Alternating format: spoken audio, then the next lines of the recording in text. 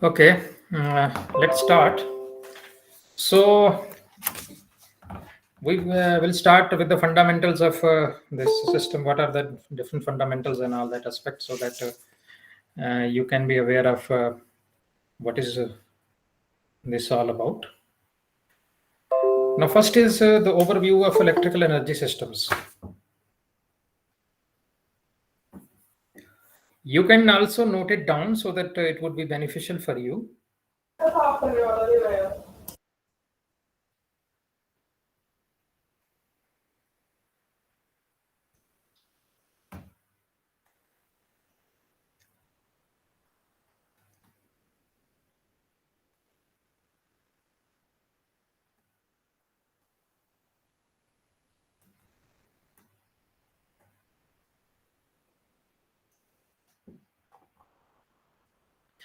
Now, as you know, the fact that the electrical energy system, it consists of various equipments which are connected together. That is, if you see, the power is generated at the lower voltage. That is, we generate the three-phase AC power, which is stepped up by the transformer, as you know, I already know the fact, which is stepped up by the transformer and fed into the transmission grid through the bus bar. So, as you know, that the thermal power should be generated at the pit heads and the hydro power at the reservoirs. So, the transmission network is actually a meshed network of high voltage lines and the transformers. So, it is a meshed network of consisting of the high voltage lines and the transformer.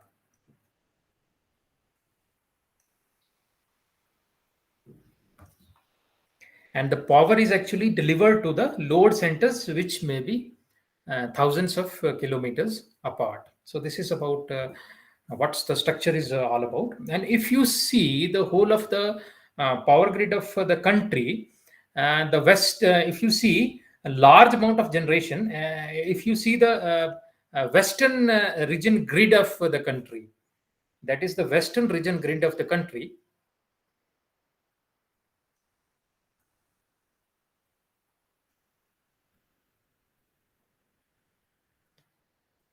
If you look at the western region grid, in the western region, the large amount of the this you can see that generation is concentrated on the eastern part, while the load centers are concentrated at the western end.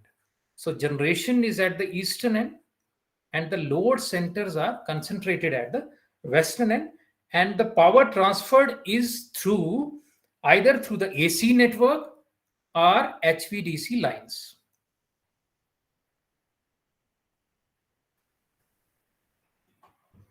So at load centers, as you know, the load centers, the voltage level is stepped down by step down transformers in the multiple stages, and finally the power is delivered to the end users by the distribution system. And you also know that what are the different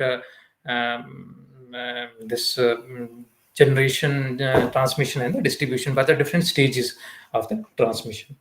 Now, if you see, one unique feature of the electrical system is that in its natural mode, one unique system is that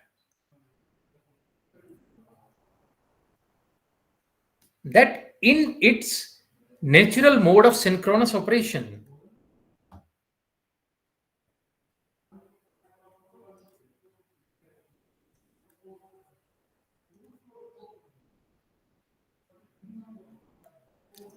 that in its natural mode of synchronous operation, that is a that it has the natural mode of synchronous operation. What do you mean by the natural mode of the synchronous operation?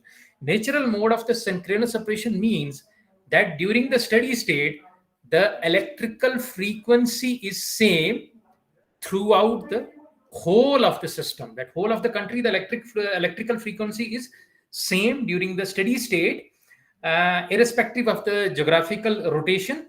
And this actually closely knits the whole of the system. That is, it means that this frequency knits the whole of the system. It means that all the generators are acting in tandem with respect to each other. So these are acting in tandem.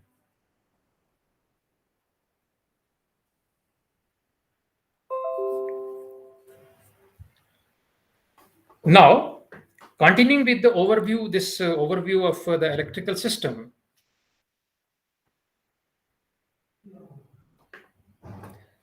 it may have different angular positions. Every generator may have different angular positions. So these are this whole of the system is closely knitted.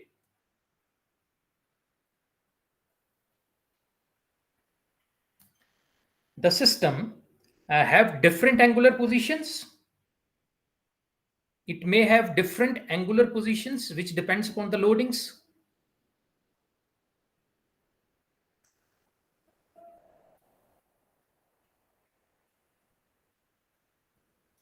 Which actually depends upon the loadings at those particular generators.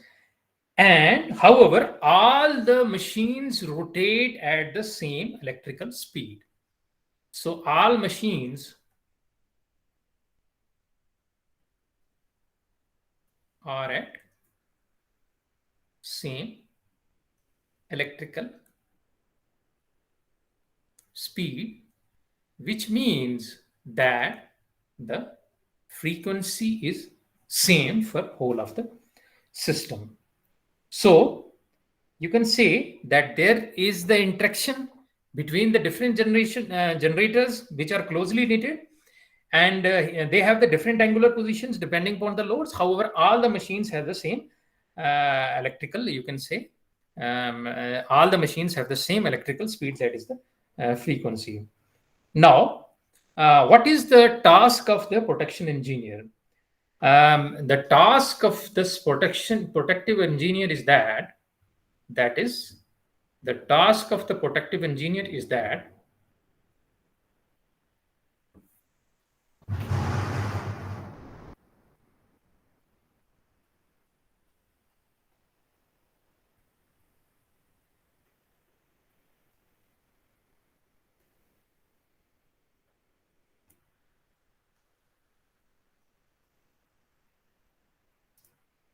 now the main task of the protective engineer is that to protect the system from the abnormalities which are there in the system, to protect the system from faults or abnormalities which are there in the system.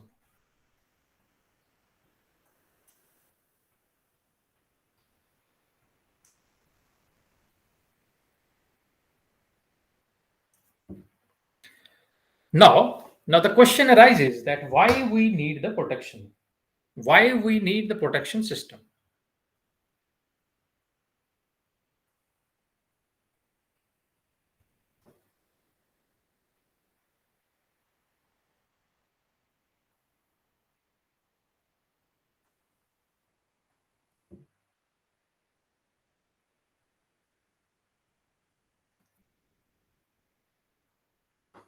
So why we need the protection? Now, as you know that the power system operates at various voltage levels, and you can say that there are different voltage levels in the power system, like 440 volt, we have 415 volt, 765 volt. So the power system operates at different voltage levels, and also electrical apparatus which is used in that, like if you see the motors, it may be enclosed or open, it may be enclosed or open. Like you have the transmission lines are open. So all such equipment undergo abnormalities, all such equipments.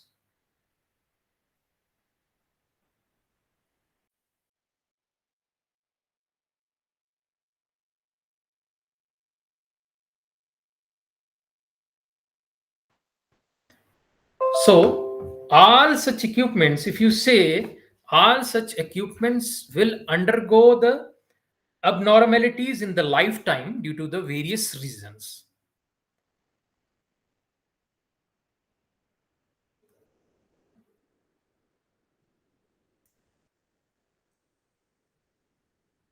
So what may be the reasons? due to the various reasons. And what may be the reasons in that very case? The reasons in that very case can be like worn out equipment, or you can say that because of the weather conditions and all these kind of things, are the tree falling on the overhead line, it can cause the fault. So these are actually, these kind of abnormalities are always there in the system. And of course the lightning strike, so which can cause the insulation failure. Also the pollution is also which can cause the degradation of a performance of some of the things, like you can say the insulators, their performance is degraded because of the these insulators, and it may cause the breakdown. So under frequency or the over frequency of the generator, so because of the change in the loadings. So this kind of abnormalities are there in the system if we have the power system. So it is necessary to avoid these abnormal operating conditions. So it is necessary to avoid these abnormal operating conditions. That is, we have a system. Why we need protection? Because we have the system, we have the motors, we have the transmission lines, every equipment. So there are abnormalities which may be due to this environmental causes, or due to the wear down, or due to the due to some other issues. So these abnormalities we have to take into consideration, and it is necessary to avoid these abnormal operating conditions. So that's why, since we want to avoid these abnormal operating conditions, so that's why we need the this protection system. And one more very important thing is that this is about the apparatus. The whole of the thing we were discussing is about the apparatus. The more important than that is the safety of the human personnel is also endangered. So safety of the human person is also endangered.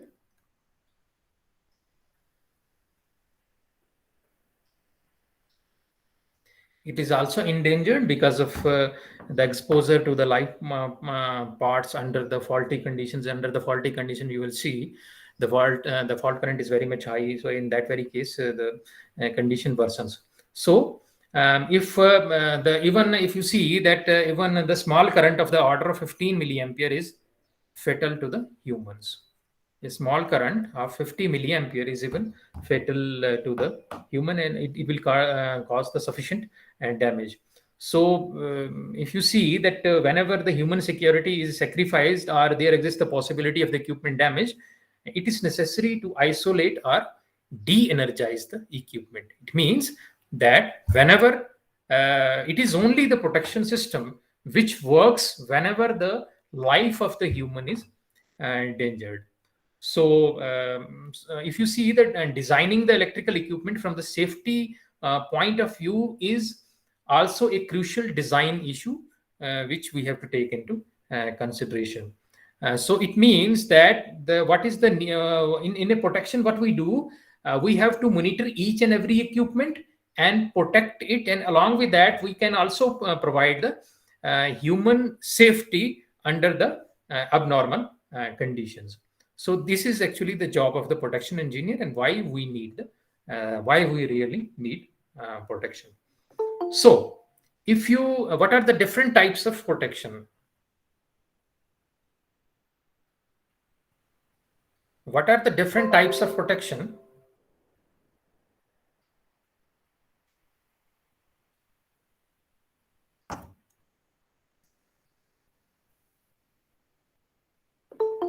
Or we can discuss some of that. Is the types of the protection are the system protection and the apparatus protection. So first we discuss the apparatus protection.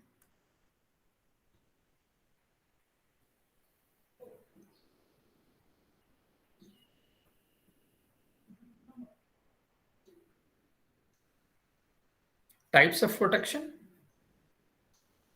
We have the operators protection.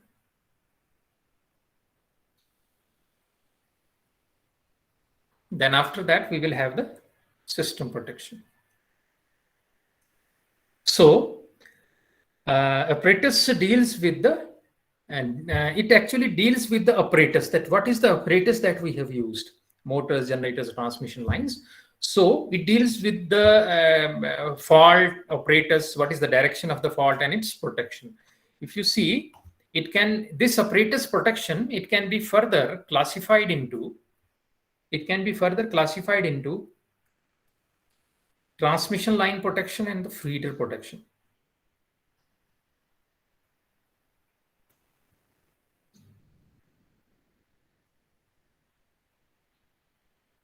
Transmission line protection, or you can say the feeder protection.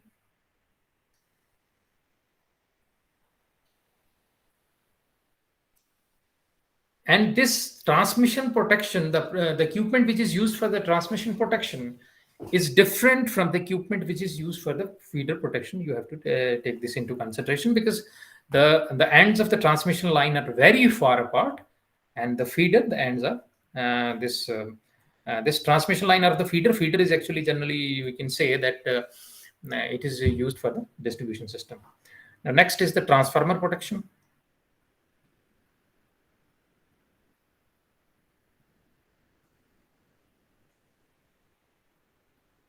Then we have the generator protection.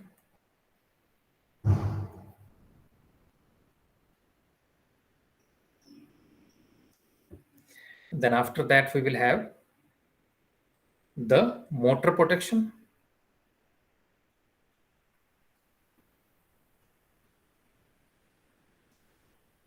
Then we will have bus bar protection.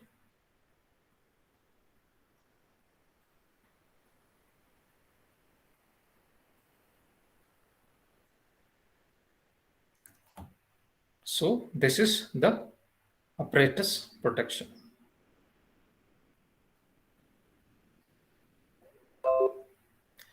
Now,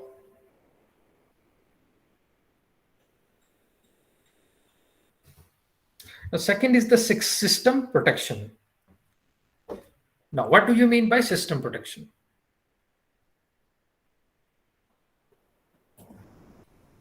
The system protection actually deals with the detection of proximity of the system to unstable operating region.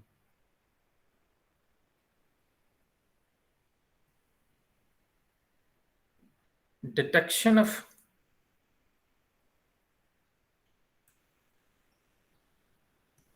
proximity of system to unstable operating conditions.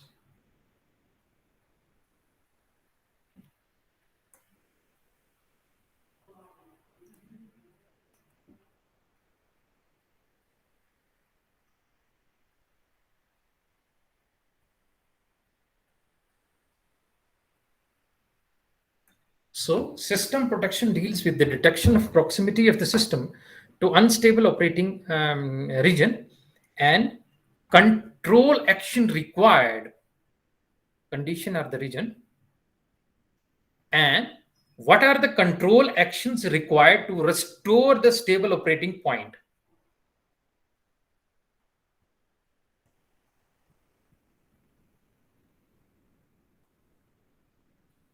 Control action required. Why are the control actions required? To restore the stable operating point, or it leads the system to the stable operating region.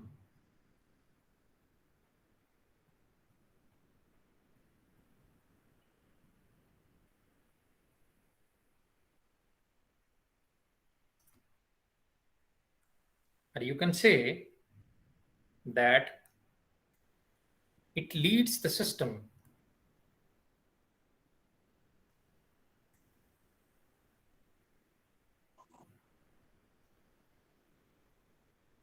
to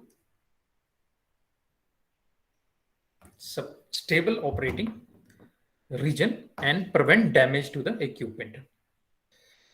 Now, if you see that what happens if there is fault in the system. Let us suppose that we have the loss of stability. Like if you see that, let us suppose that a system, the loss of stability of the system would be there. It can lead to the partial or the complete blackout.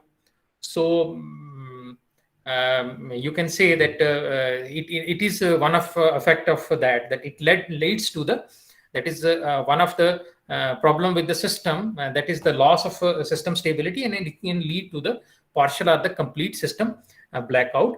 And if you see the under frequencies, frequency relay, out of step protection, islanded system, rate of change of frequency relay, reverse power flow relays, voltage surge relay are used for the system protections. So one of the issues which is related to the system protection is the loss of system stability, and can lead to the partial of the or the complete system blackout.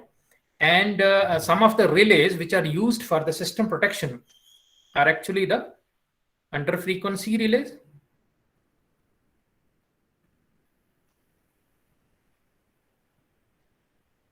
out of step protection,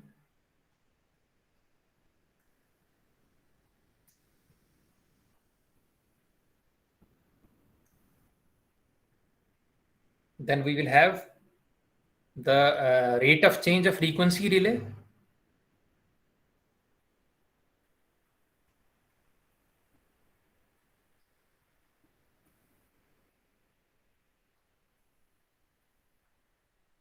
then we will have the reverse power flow relays are used for the system protection.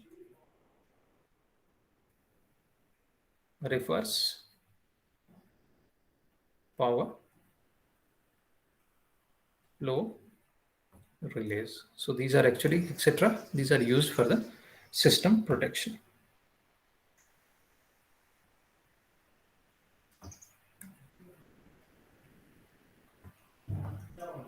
These are actually used for the system protection. If you see the for the system protection also, if you see the wide area measurement units. So actually, we are from civil engineering department. We have a device and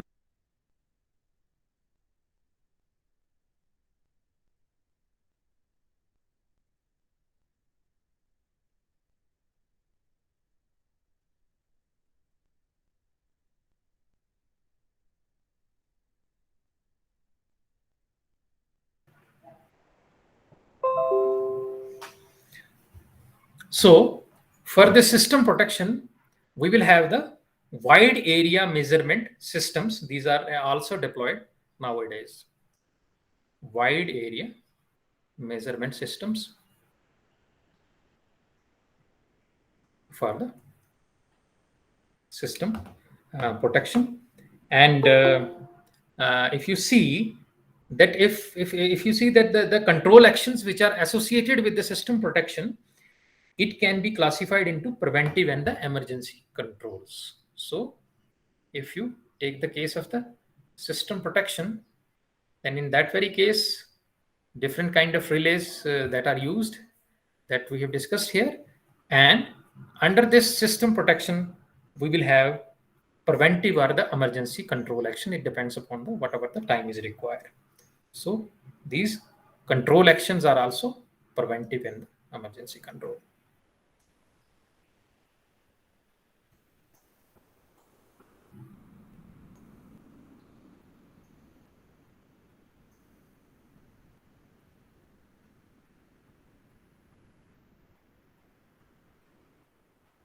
So preventive and the emergency controls are used. It depends upon what kind of protection that, and that is what is the severity of the protection that is required in that very case. Now, if you see that what is an analogy of this protection system with the human brain? What is the analogy of this whole of the protection system with the human brain?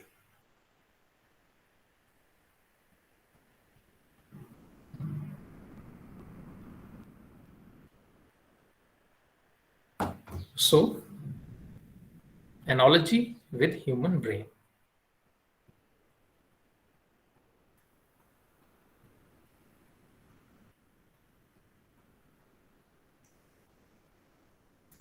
if you see that the human being is actually a complex system which performs which perform its separation through the various apparatus, like if you see legs, hands, eyes, etc.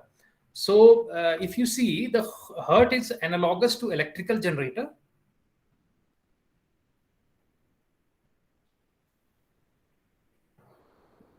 It is analogous to electrical generator, and stomach is analogous to boiler,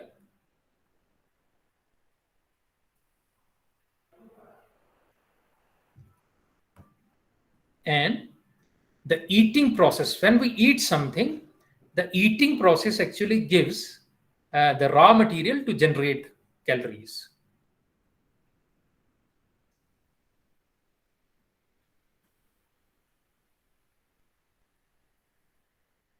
So it will generate the calories. It means that it will generate the energy.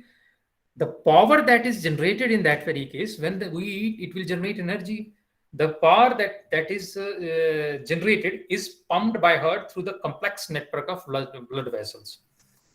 If we see the analogy, the power that is generated is pumped through heart through the complex network of blood vessels, and the primary generation is through the veins and the arteries. So the primary this transmission is through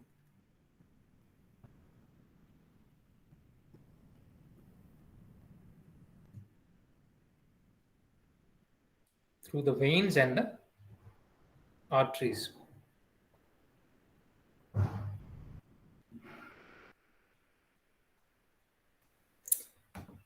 And the distribution is through the capillaries. If you see, if you take it as analogous, then distribution is through the capillaries, and the system operator in this case is the brain.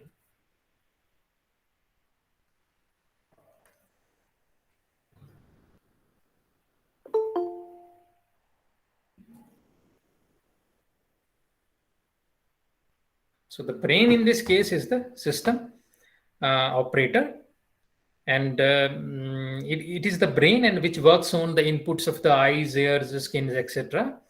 So if you see that if the brain observes abnormality in any of the organs, and it will take the remedial measures and for the apparatus protection. What is the apparatus in this case? Legs, hands, eyes, etc. So it can take the remedial measures for that. However, this whole of the analogy, it will not cover the some of the anomalies in that. Like if you see, we will have the fever, we have infection, or the specific apparatus problem. It will not be covered in that. So which will of course cause the overall deterioration of the human being, that is health of the human being. So and also it has a certain issues related to that, that is mind, related to the psychological issues. It is not covered in the apparatus also.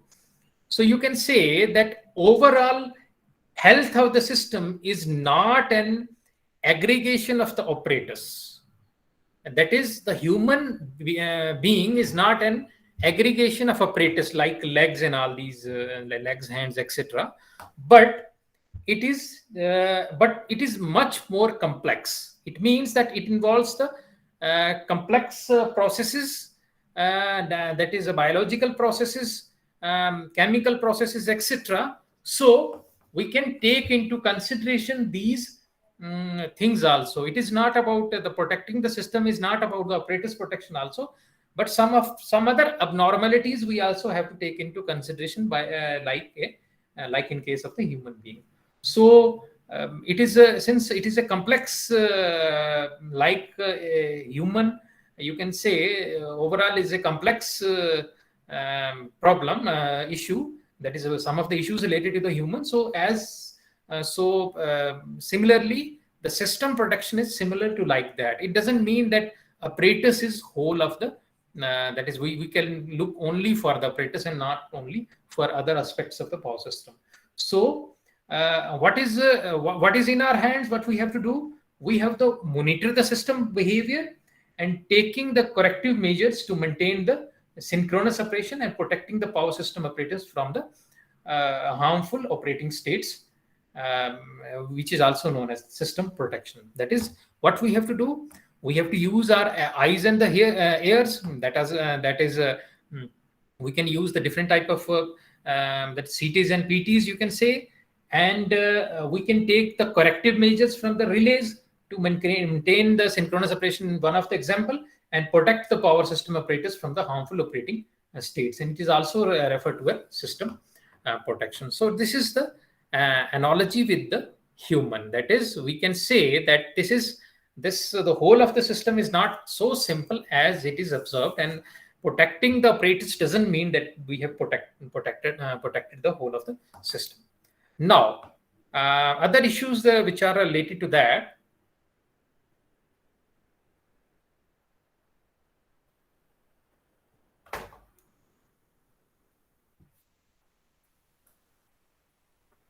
We are more towards the protection system because the dependence of the modern society on the electrical supply increases.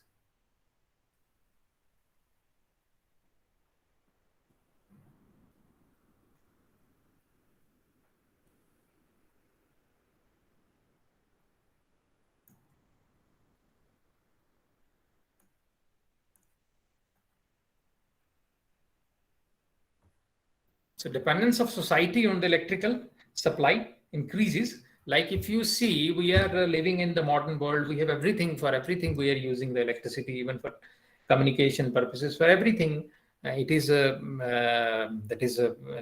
is required. And also, we have to maintain the continuous supply of the electricity around the clock, and because it is our need. One of the needs, we cannot say one of the needs, but it is very important need. So we have to take this into consideration. Now, one more thing is that no power system can be designed in such a way. No power system can be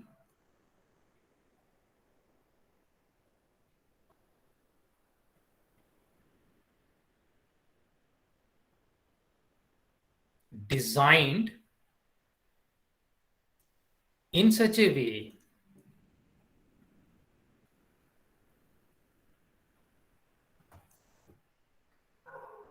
that it would never fail.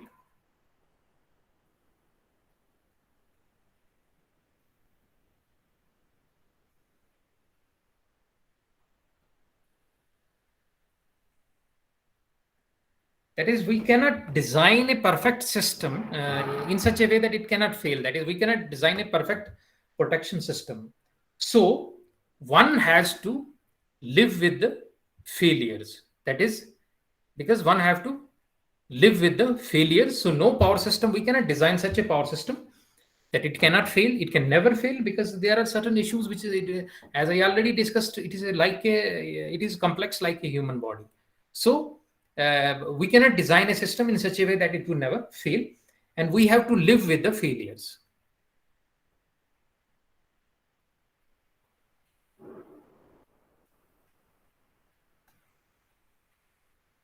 We have to live with the failures, and in the language of the production engineers, these failures are known as the faults.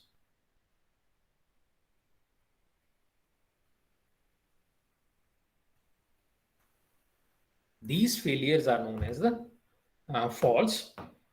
So now the question arises that what the production engineer can do. Okay, it can devise some protective system so that the system will not fail. However, what is more important is how to prevent these faults and how to mitigate the consequences of these faults.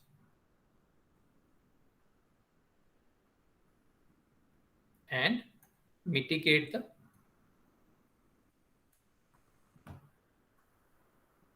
consequences. How to prevent these faults and how to mitigate the consequences of the fault. Now, if you see, the ill effect of the faults can be minimized by, if you take the case of the fault, ill effect of the fault can be minimized by isolating the fault as quickly as possible from the rest of the system.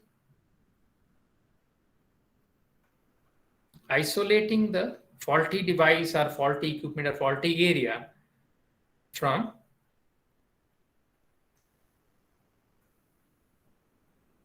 the rest of the system.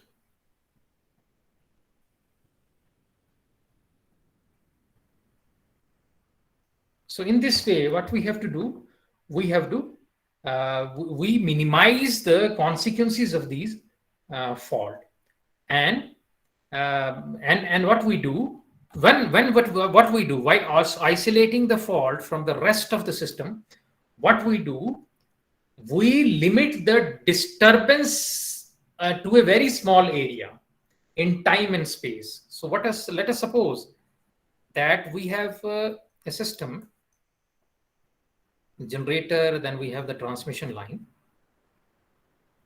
and let us suppose the transmission line, the fault occur in this part of the transmission line, and what we do, we isolate this transmission line. It means that what we have to do, what we have done, we have limit the disturbance to a small area in time and space. We have limit the disturbance, because what we have to do, the circuit breakers in that line, it will trip that particular line, and we limit the fault area.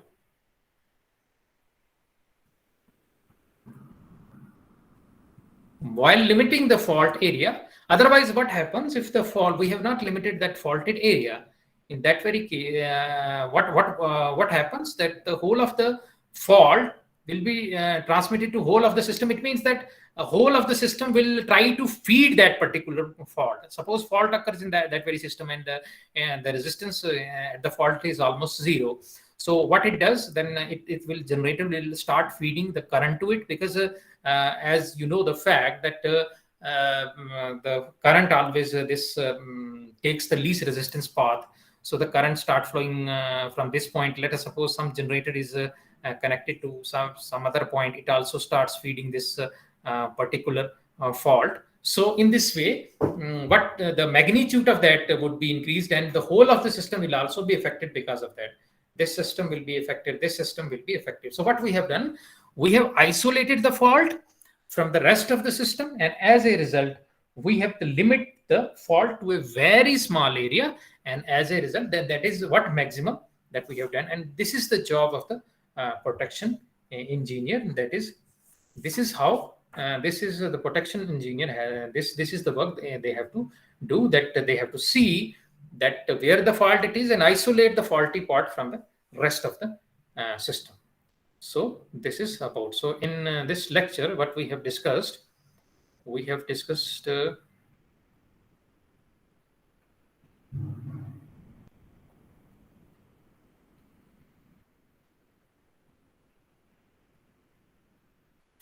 that is, we have discussed the overview of electrical system. That is, what is the electrical system, and what is the unique feature of the system. That is, in the natural mode of operation, it will work at its, it will have the synchronous operation.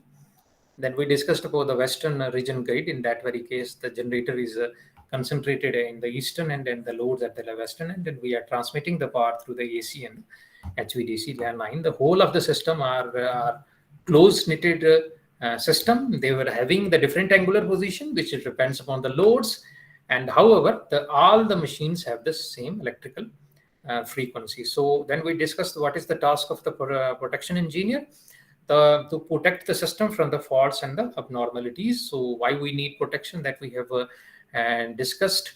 That is why abnormalities are there in the system. It can be due to the because of the wear out of this whole of the system, or it can be due to this due to some faults in the system. So we have to take this into consideration. That's why we have to we need the protection for the protection of the operators and the protection of the humans also.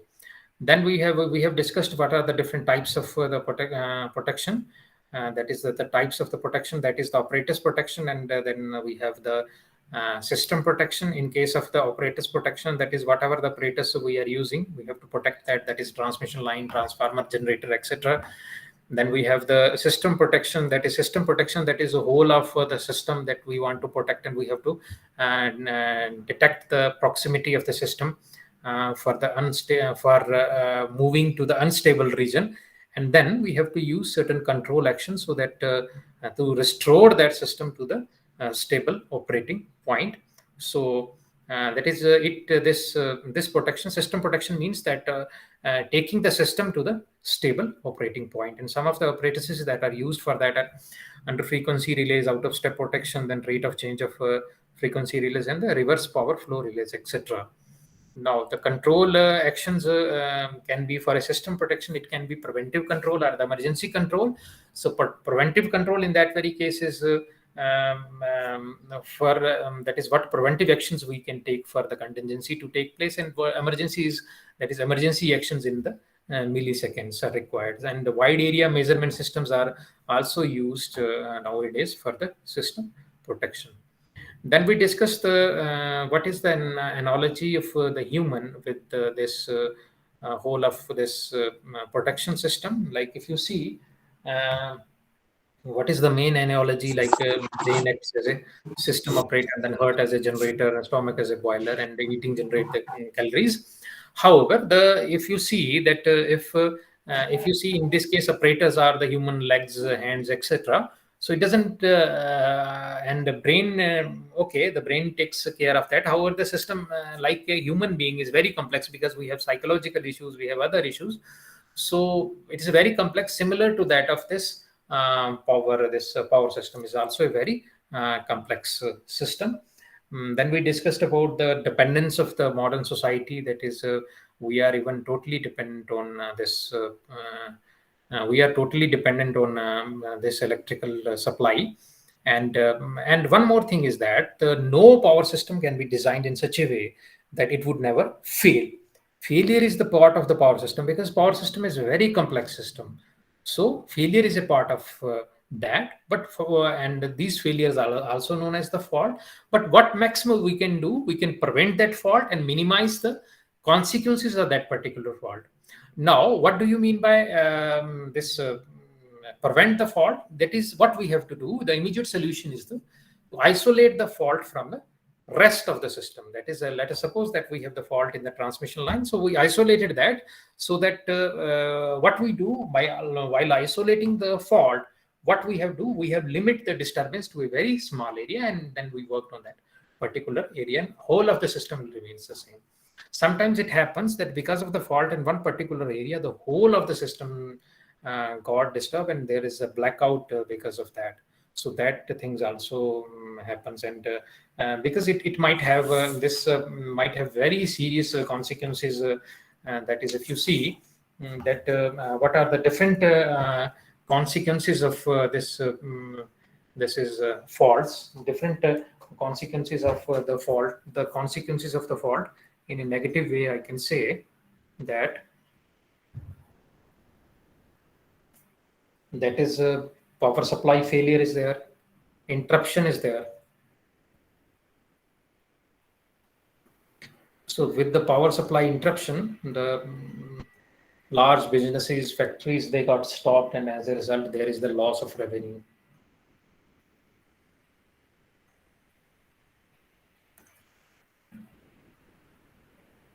There is the loss of revenue. Then we have the loss of synchronism because of that also.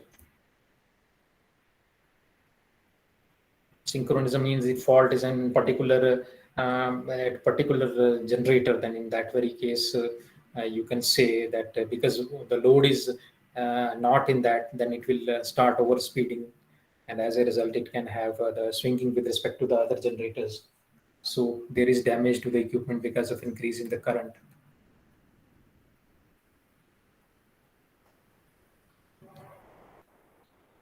Damage to the equipment, and there is also, because of the increase in the current, there is a hazard to the equipment, this personnel that which is attending that.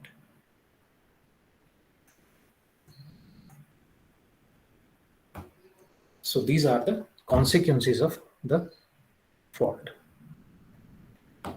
Now, tell me the questions related to that.